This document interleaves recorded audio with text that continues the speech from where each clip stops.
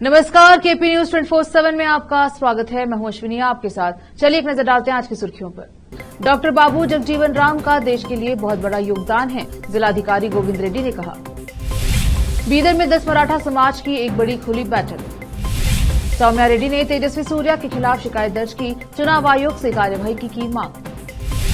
निर्दलीय सांसद और अभिनेता से नेता बनी सुमलता अमरीश बीजेपी में शामिल। लोकसभा चुनाव के लिए कांग्रेस ने जारी किया घोषणा पत्र, 5 न्याय और 25 गारंटियों का किया जिक्र, जाने डिटेल्स। चुनौतियों को चुनौती देना ही हमारी मिट्टी की ताकत, चूरू की रैली में बोले पीएम मोदी।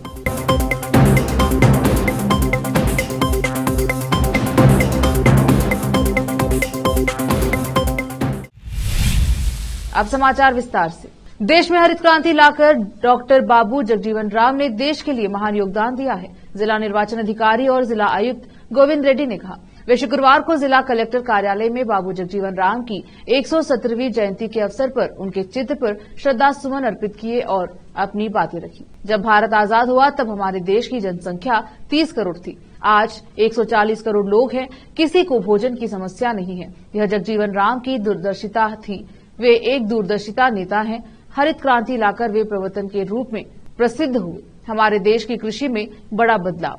जिला पुलिस अधीक्षक चन्नबसवन्ना एसएल ने बात कर बाबू जगजीवन राम के पास हमारे देश के भविष्य के लिए एक सपना था, इसीलिए उन्होंने हरित क्रांति की शुरुआत की ताकि देश में भोजन की कमी न हो। भले ही आज हमारे देश में इतनी आबादी है जो भोजन की समस्या से पीड़ित नहीं है। जब मैं संयुक्त राष्ट्र शांति सेना के लिए काम कर रहा था तो मैं दक्षिण सूडान में था, जहां 1 करोड़ लोगों को खाना नहीं खिलाया जा सकता था। वहां लोग खाने की समस्याओं से जूझ रहे हैं। वह समस्या इसलिए हो सकती है क्योंकि उस देश में जगजीवन राम जैसे नेता नहीं है। उन्होंने कहा कि यह जयंती उनके दर्शन और सिद्धांतों को हमारी अगली पीढ़ी तक पहुंचाने के लिए सरकार की ओर से की जा रही है। विशेष संवाददाता की रिपोर्ट। 10 अप्रैल को शाम 4 बजे भालकी शहर के पास 15 एकड़ जमीन पर पूरे मराठा समुदाय द्वारा एक बड़ी खुली बैठक का आयोजन किया जाएगा। समुदाय के नेता पद्माकर पाटिल और डॉक्टर दिनकर मोरे ने एक प्रेस मीट में कहा, इस विशाल मराठा सम्मेलन में करीब 1 लाख सामाजिक कार्यकर्ता शामिल होंगे। इस गैर राजनीतिक सम्मेलन के माध्यम से मराठा समुदाय को सेकेंड डे में शामिल करने और समुदाय को उचित प्रतिनिधित्व देने के लिए मजबूर किया जाएगा। कैमरामैन पपुराज का कवरेज।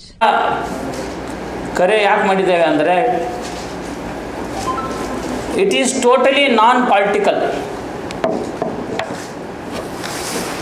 ಯಾವುದೋ ರಾಜಕೀಯ ಚರ್ಚೆ ಮಾಡಬಾರ್ದಂತೂ ನಾವು ಈ ಪತ್ರಕರ್ತ ಪ್ರೆಸ್ ಕಾನ್ಫರೆನ್ಸ್ ಕರೆದಿದ್ದೇವೆ. ನಮಗೆ ರಾಜಕೀಯ ಮಾಡಬೇಕಾದರೆ ಈ ಪ್ರೆಸ್ ಬಿಟ್ಟು 10ನೇ ತಾರೀಕು ಆಗಿದ ಮೇಲೆ ನಾವು ಅದರ ಬಗ್ಗೆ ಮಾತಾಡ್ತಾ ಇದ್ದೇವೆ. ಹೀಗೆ ನಮ್ಮ ಮುಂದೆ ಇರ್ತಕ್ಕಂಥ ಎಲ್ಲರಿಗಿಂತ ದೊಡ್ಡ ಸಮಸ್ಯೆ ಅಂದರೆ ನಾಟ್ ಸಮಸ್ಯೆ, ನಮ್ಮ ಒಂದು ಕಾರ್ಯಕ್ರಮ ಇದೆ ಭಾಳ ದೊಡ್ಡದು. ಬೀದರ್ ಜಿಲ್ಲೆ ಭಾಲ್ಕಿ ತಾಲೂಕದಲ್ಲಿ ನಾವು ಮನೋಜ್ ದಾದಾ ಜರಾಂಗೆ ಪಾಟೀಲ್ ಅವರ ಒಂದು ದೊಡ್ಡ ಸಭೆ, ಮೋರ್ ದೆನ್ 50,000 ಜನ ಬರಬೇಕಲ್ಲಿ ಅಂತ ನಾವು ಹಮ್ಮಿಕೊಂಡಿದ್ದೇವೆ. ಅವರು ಸ್ಟ್ಯಾಂಡ್ ಭಾಳ ಕ್ಲಿಯರ್ ಇದೆ. ಮನೋಜ್ ದಾದಾ ಜರಾಂಗೆ ಪಾಟೀಲ್ ನಮಗೆ ಟೈಮ್ ಕೊಟ್ಟಿದ್ದಾರೆ. ಭಾಳಷ್ಟು ದಿವಸದಿಂದ 5-6 ತಿಂಗಳಿಂದ ನಾವು ಹೋಗ್ತಾ ಇದ್ದೇವೆ, ನಮಗೆ ಒಂದು ಟೈಮ್ ಕೊಡಿ ಅಂತ. ಅವರು ಮೊನ್ನೆ ಅವರೆಲ್ಲ ವ್ಯಸ್ತ ಕಾರ್ಯಕ್ರಮದಲ್ಲಿ 10ನೇ ತಾರೀಕು ಕೊಟ್ಟಿದ್ದಾರೆ. ಅವ್ರದ್ದು ಭಾಳ ಸ್ಪಷ್ಟ ನಿರ್ದೇಶನ ಇದೆ.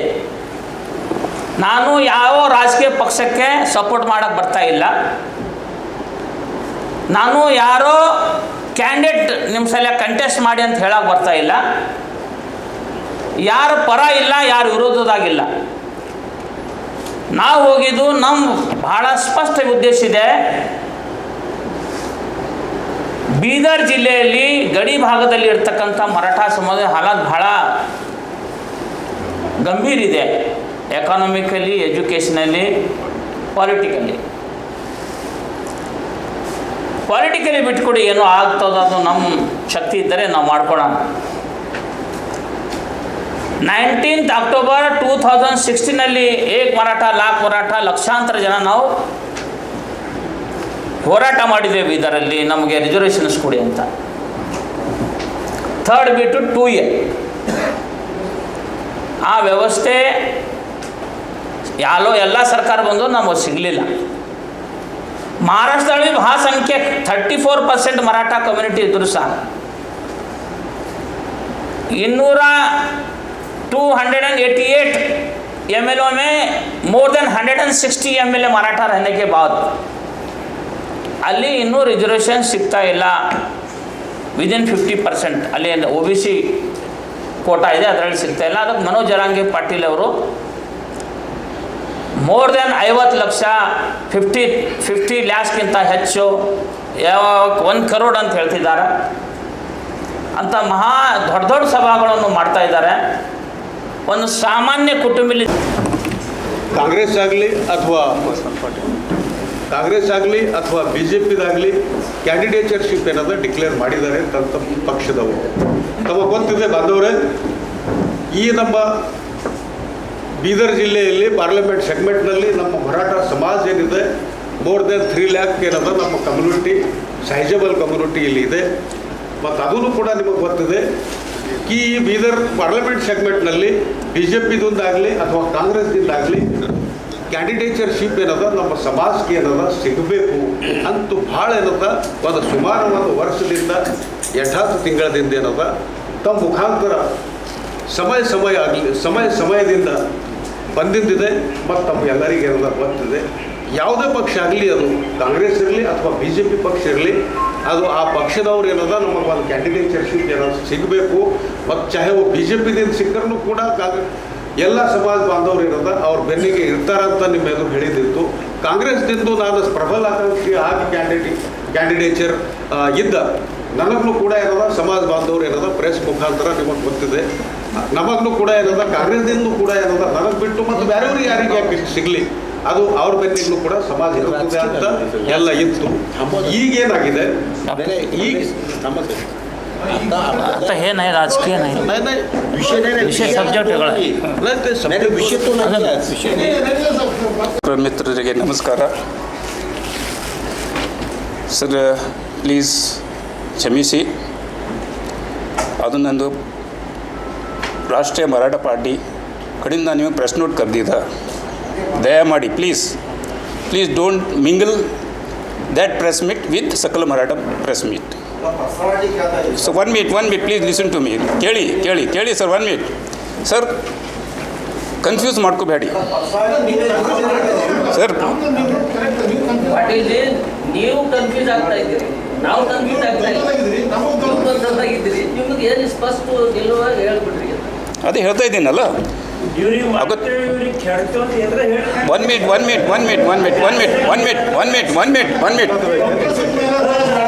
ಪ್ಲೀಸ್. 1 minute. ಇವಾಗ ಅದು BC ಸ್ಥಾಯಿ ಕಮಿಟಿ ಅಧ್ಯಕ್ಷರು ಎಲ್ಲ ಇದ್ದರು. ಅವರಿಗೆಲ್ಲ ಪಾರ್ಟಿ ಆಗೆಲ್ಲ ಹೋರಾಟ ಮಾಡಿರ್ತೀವಲ್ಲ. ಇವಾಗ BC ಸುದ್ದಿ ಬೇಕಾಗಿದೆ. ಮಿತ್ರರೇ, ಸೋಲೋದು ಕೆಡೋದು ಮಾಡೋದು ನಮ್ಮ ಕೈದಾಗಿಲ್ಲ. ಅದು ಕೇಳಿ ಅದು ನಮ್ಮದೇನು ವೋಟರ್ಸ್ ಇರ್ತಾರ, ನಮ್ಮ ಜನರು, ಅವ್ರಿಗೆ ಕೈದಾಗಿದೆ, ಅವ್ರು ಮಾಡ್ತಿದ್ದಾರೆ. ಅವರು ದಯಮಾಡಿ ನಮ್ಮದು ಪ್ರಯತ್ನ ಏನಿದೆ, ನಮ್ಮ ಜನರೇನಿದ್ದಾರೆ, ನಾಟ್ ಓನ್ಲಿ ಮರಾಠ, ಎಲ್ಲ OBCs ಜನರಿಗೆ ನಮ್ಮ ಸಲುವಾಗಿ ಏನು ಬೇಕಾಗಿತ್ತು. बेंगलुरु दक्षिण से कांग्रेस उम्मीदवार सौम्या रेड्डी ने अपनी प्रतिद्वंदी तेजस्वी सूर्या के खिलाफ चुनाव आयोग में शिकायत दर्ज कराई है कि कॉलेज के छात्रों को उनकी नामांकन रैली में शामिल होने के लिए मजबूर किया गया था। तेजस्वी ने गुरुवार 4 अप्रैल को अपना नामांकन पत्र दाखिल किया। सौम्या ने बताया, ऐसा प्रतीत होता है कि छात्रों को उपस्थिति की धमकी देकर उन्हें उपस्थित होने के लिए मजबूर किया जा रहा है। यह विवाद तब पैदा हुआ जब बेंगलुरु के कम से कम 2 कॉलेजों के छात्रों को 4 अप्रैल को तेजस्वी सूर्या की रैली में उनकी उपस्थिति अनिवार्य करने के संदेश सोशल मीडिया पर प्रसारित होने लगे। ये संदेश विद्यार्थी परिषद द्वारा भेजे जा सकते हैं, लेकिन वे कहीं से आ रहे हैं, कॉलेज इससे इनकार कर सकता है। अगर कोई कह रहा है कि छात्रों की उपस्थिति खतरे में है तो इसकी जांच होनी चाहिए। हमने एक मामला दायर किया है, सौम्या ने कहा। चुनाव आयोग से शिकायत करें। अभिनेता से नेता बनी और कर्नाटक के मंड्या में निर्दलीय सांसद सुमलता अम्बरीश शुक्रवार को भाजपा में शामिल हो गई। वरिष्ठ भाजपा नेता BS येदियुरप्पा, प्रदेश अध्यक्ष BY विजेंद्र, राज्य विधानसभा में विपक्ष के नेता R अशोक, कर्नाटक में चुनाव के प्रभारी राष्ट्रीय महासचिव राधा मोहन दास अग्रवाल और पूर्व मुख्यमंत्री DV सदानंद गौड़ा उन लोगों में शामिल थे जिन्होंने स्वागत किया यहाँ राज्य मुख्यालय में आगामी लोकसभा चुनाव में भाजपा द्वारा अपने गठबंधन सहयोगी जेडीएस को मांड्या सीट देने के बाद सुमलता ने मांड्या में अपने समर्थकों और शुभचिंतकों से परामर्श करने के बाद बुधवार को चुनाव से बाहर होने और भाजपा में शामिल होने के अपने फैसले की घोषणा की। लोकप्रिय फिल्म स्टार एमएच अम्बरीश की पत्नी सुमलता ने पहले मांड्या सीट से फिर से चुनाव के लिए भाजपा के टिकट के लिए दावा किया, जिसका प्रतिनिधित्व अतीत में उनके दिवंगत पति ने किया था, लेकिन पार्टी ने उन्हें मना लिया और जेडीएस को दे दिया। जेडीएस के प्रदेश अध्यक्ष और पूर्व मुख्यमंत्री एच डी कुमारस्वामी अब मंड्या से गठबंधन के संयुक्त उम्मीदवार हैं।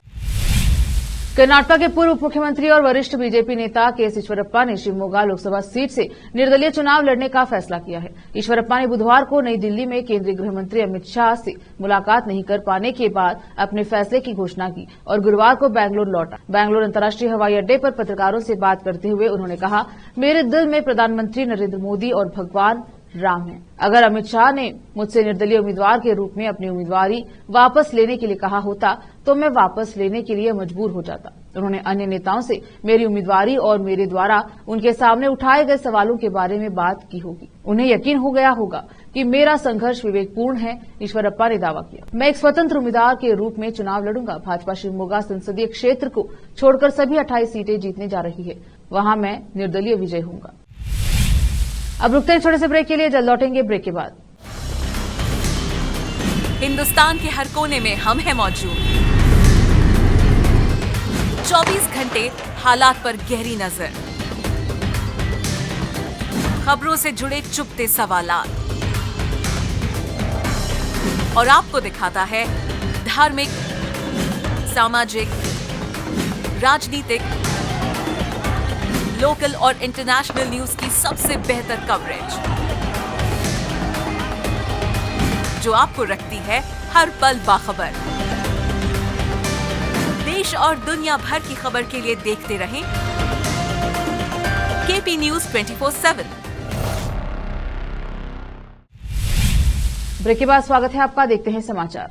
लोकसभा चुनाव 2024 के लिए कांग्रेस ने अपना घोषणा पत्र जारी कर दिया है। कांग्रेस ने अपने घोषणा पत्र को न्याय पत्र नाम दिया है। इस घोषणा पत्र को कांग्रेस अध्यक्ष मल्लिकार्जुन खड़गे, सोनिया गांधी और राहुल गांधी ने जारी किया। इसमें 5 न्याय और 25 गारंटियों का जिक्र किया गया है। कांग्रेस ने अपने घोषणा पत्र में जाति जनगणना, ओपीएस, नौकरी में 50% महिला आरक्षण, किसानों के लिए स्वामीनाथन फॉर्मूले के साथ एमएसपी की कानूनी गारंटी, गरीब परिवार की एक महिला को हर साल 1 लाख रुपए मुफ्त इलाज, अस्पताल श्रमिकों के लिए 25 लाख का हेल्थ कवर, डॉक्टर, टेस्ट, दवा, सर्जरी और बिना जमीन वालों को जमीन देने का वादा किया है।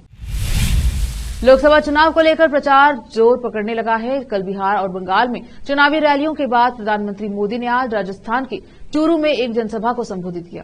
वहीं कांग्रेस पार्टी ने भी आज अपना घोषणा पत्र जारी कर दिया है।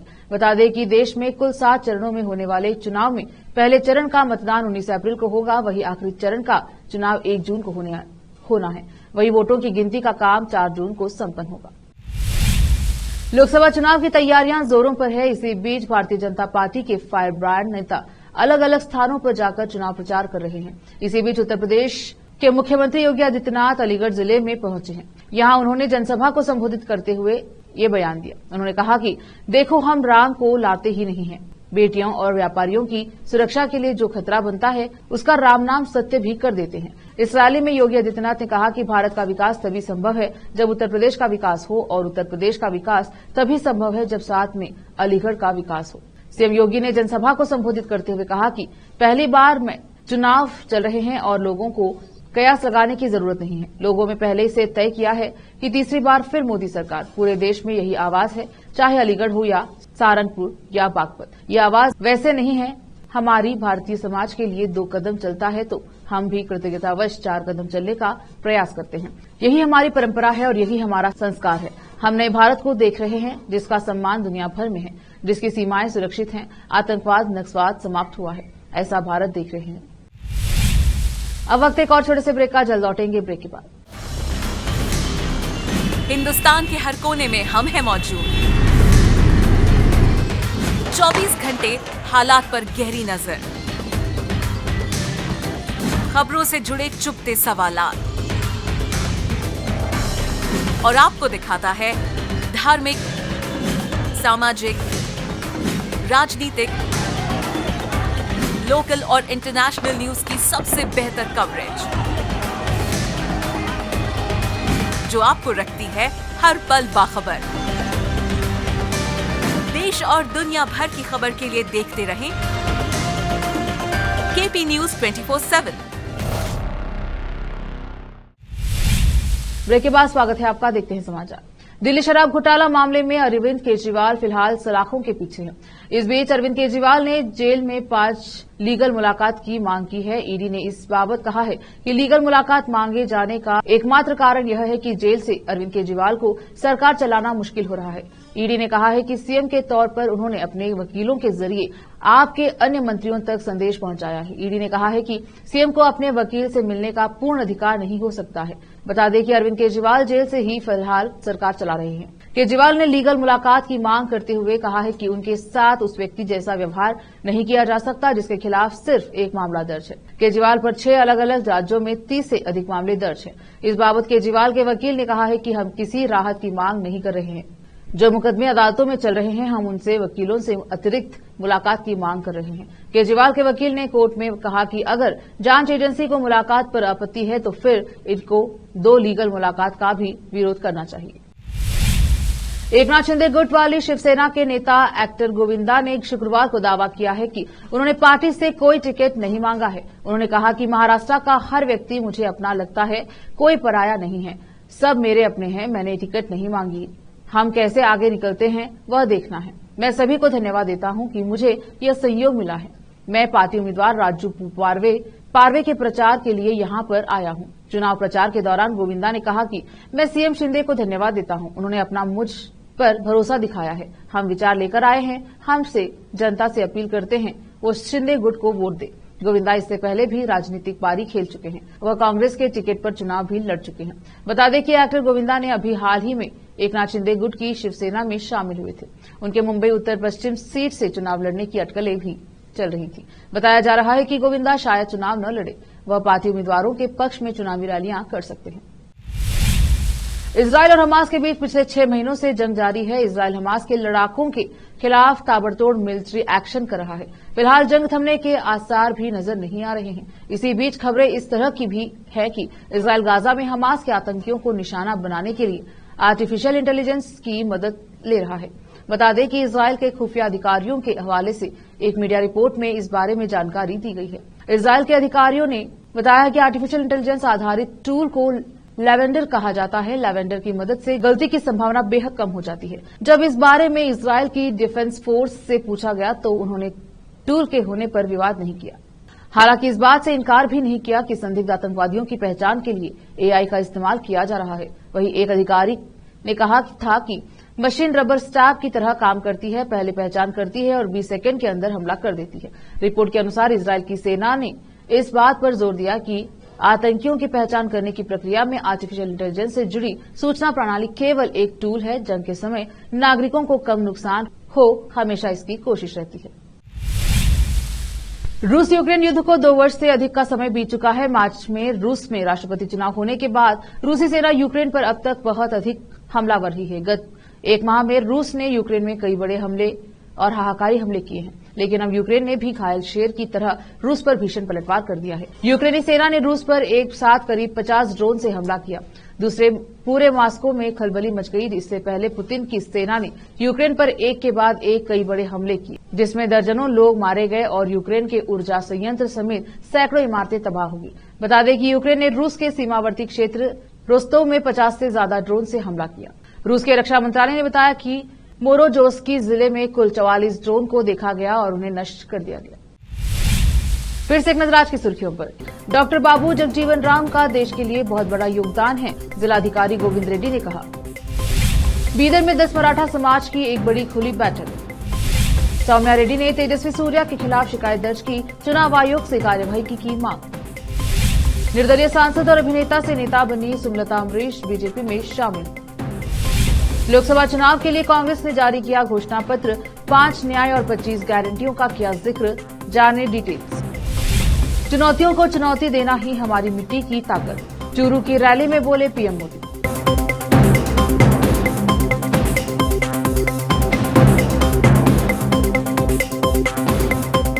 केपी न्यूज के बुलेटिन में आज इतना ही। देखते रहिए केपी न्यूज 24/7। धन्यवाद।